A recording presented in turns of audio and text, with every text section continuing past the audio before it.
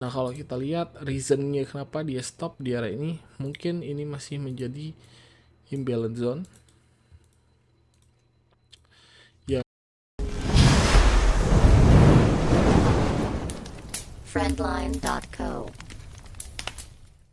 Hai friends, kembali lagi bersama saya Devis Vegas. So, hari ini hari Senin kita akan membuat Monday Market Review seperti biasa. Dan sebelum kita memulai Monday Market Review, kita bakal lihat news high impact di minggu ini. Jadi ini adalah beberapa news high impact yang dimana di hari Senin ini ada bank holiday dari GBP. Nah, terus besok itu ada Audi retail sales, terus ada USD juga yang high impact, dan sebagian besar di sini ada USD dan GBP. Nah, buat di hari Rabu itu ada CPI dari USD, which is itu akan berdampak besar kepada USD, dan ada PPI juga di hari Kamis. Jadi di hari Jumat itu full newsnya dari GBP yang high impact. Jadi ada GBP-nya GBP. So, kita langsung aja masuk ke dalam chart.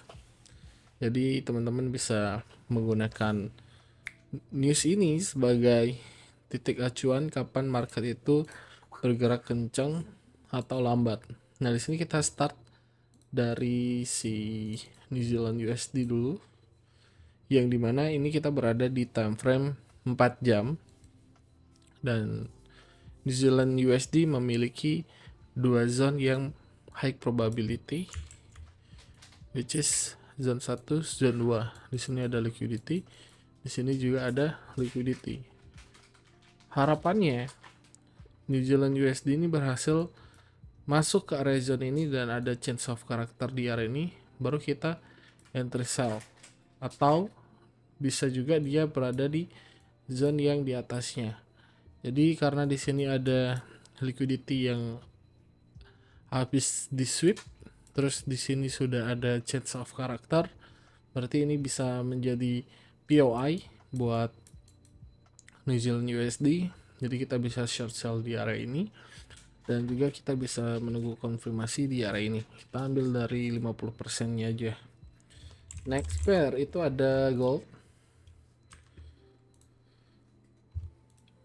Nah, di sini ada gold yang sudah kita sempat share ya di dalam Discord, yang dimana itu kejadiannya sebelum news NFP. Jadi kita menunggu adanya confirm karena ini baru kita sell. Dan ternyata kalau kita bedah di lower time frame dari si Hexa USD ini terdapat fresh area yang terbentuk sebelum dia turun mengikuti NFP. Jadi di sini kita bisa lihat ya adanya break of structure, di sini break of structure lagi, masuk ke area order block yang masih fresh banget di hari itu. Dia ngetap 50%-nya langsung ketika NFP turun. Sayangnya dia tidak menjemput area kita di sini. Tapi potensial yang bakal terjadi tetap kita bakal mencari sell buat gold ini, karena kalau kita lihat dari daily time frame sudah berhasil menjadi 1-2 candle rejection, which is ini ada potensial sesuai MMR sebelumnya gold ini bakal koreksi dulu ke area 1900 untuk mencari area trend liquidity atau area order block yang sudah tercipta di sini. Jadi kalau kita lihat di sini fill setupnya adalah di sini adalah liquidity, ini liquidity, dan ini potensial membuat lower high lalu membuat lower low lagi untuk dari time frame besar. Nah, kalau dari 4 hours di sini sudah terlihat ada candlestick bearish yang sangat strong.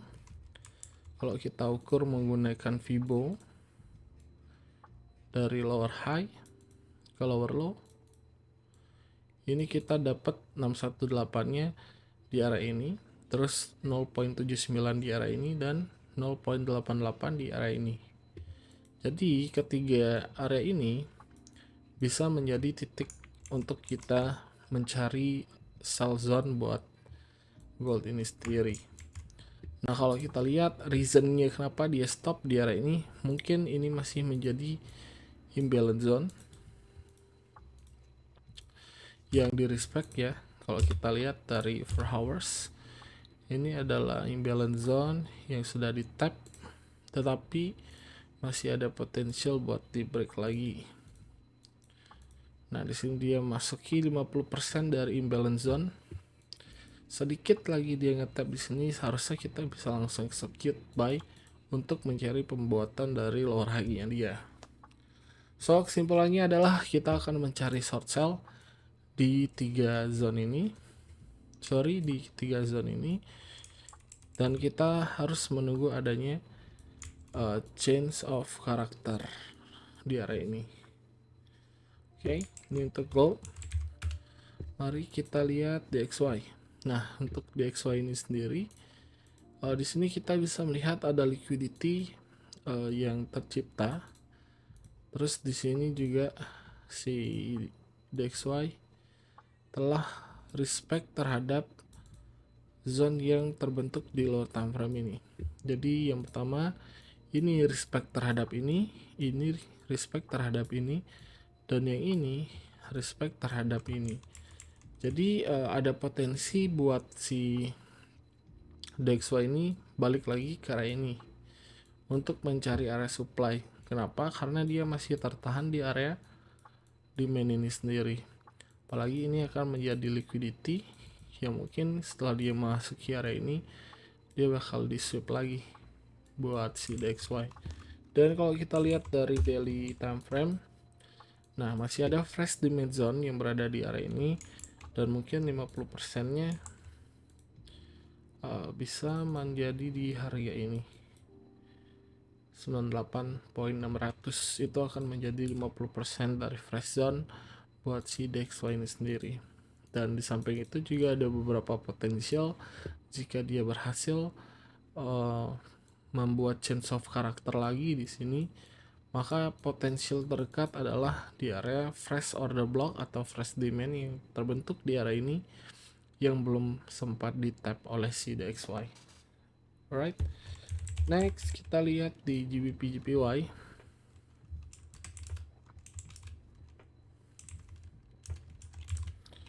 Nah, ini kita berada di 4 hours dari GBP JPY ini. Nah, kalau kita lihat di sini kita punya area liquidity yang sudah di sweep di sini. Dia cuman ngebreak sedikit aja. Terus dia di sini kembali turun. Nah, kalau kita lihat di sini juga ada area liquidity yang baru aja di sweep. Nah, sekarang kita tinggal menunggu kalau emang dia ngebuat lower low lagi atau ngebuat break of structure, berarti ini akan menjadi fresh zone buat kita execute.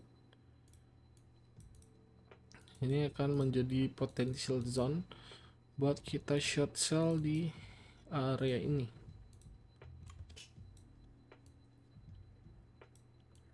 Kalau kita lihat rata-rata pair JPY itu mengalami tren bullish seketika. Mungkin ada news yang membuat dia terbang seperti itu. Nah, jadi ketika dia respect terhadap area ini, harapannya adalah dia masuk lagi ke area fresh demandnya dia di sini. Jadi ini sekitar 800 pips potentially. Jadi kita bakal ngelihat respon di lower time frame-nya gimana, apakah structure-nya bagus ketika dia masuki zone ini, atau apakah si GBP JPY ini bakal ngebuat change of character. Kita bisa pantau besok di hari Selasa buat yang ini. And then kita punya pair euro Swiss franc. Nah, euro Swiss franc ini kemarin kita sempat nge-forecast bahwa di sini bakal menjadi area fresh after swap di sini karena sudah ada liquidity grab di sini. Harapannya dia stuck di sini lalu bullish. Tetapi kalau kita lihat dia masih strong untuk ngebuat break of structure di sini. Nah, ini akan menjadi area tujuan saya untuk ngebuy karena ini akan menjadi area liquidity buat euro Swiss franc-nya ini. Jadi after liquidity ini bisa menjadi adjustment juga area ini. Harapannya dia bakal turun lagi. Terus di sini kita menunggu change of character dan bisa execute di area ini. Ini update untuk euro Swiss franc. Jadi kesimpulannya kita akan menunggu di area ini. Dan the last one is GBP USD. Nah, di sini kalau kita lihat GBP USD ini sudah memasuki area liquidity atau high dari harga ini ya. Dan di atas ini ada satu zone yang sangat bagus menjadi potential zone. Ini kita masih melihat dari view daily. Nah, kalau kita turunin ke 4 hours mungkin ini sudah terlihat jelas ada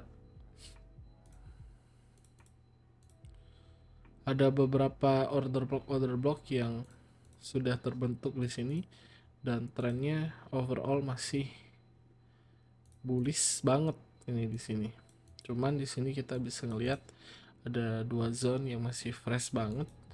Jadi simpelnya kita bisa menunggu area ini membentuk change of character dan kita bisa execute di area yang terbentuk ini. Ini akan menjadi potential zone ketika dia berhasil break of structure di area ini, atau dia bisa mencari area ini sebagai tujuan terdekat. Setelah itu dia lanjut naik lagi. Jadi ketika dia nge-tap area potential zone ini, otomatis ini akan menjadi change of character. Terus sini kita bisa buy, di sini kita bisa coba sell.